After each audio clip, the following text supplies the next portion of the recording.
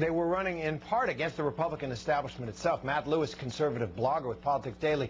Let me bring you into this conversation and ask you about the Republican establishment here. We heard John Boehner earlier, as Ariana pointed out, a rather subdued tone.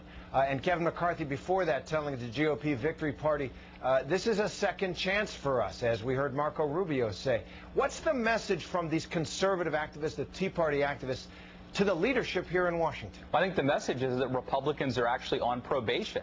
I think it's very clear that the Republican Party, that voters didn't vote for the Republican Party. They voted against the Obama agenda.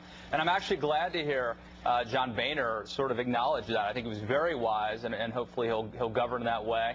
But look, I think that some of the really bright spots out there are people like Marco Rubio, and I've said it before, but I think that Marco Rubio is really sort of the perfect candidate in the sense that he's a bona fide conservative, but he was also the Speaker of the Florida House, and I think someone like him and Pat Toomey have a chance to sort of bridge the gap between the Tea Party and the establishment. Hopefully they won't be co-opted, but I think that someone like Rubio is a classic example of the possibilities here. And I think maybe, I don't want to get too far ahead of myself, but look for Marco Rubio to be a major player and a rising star for years to come. That may be one of the big stories when we look back a couple years from now at what 2010 was all about.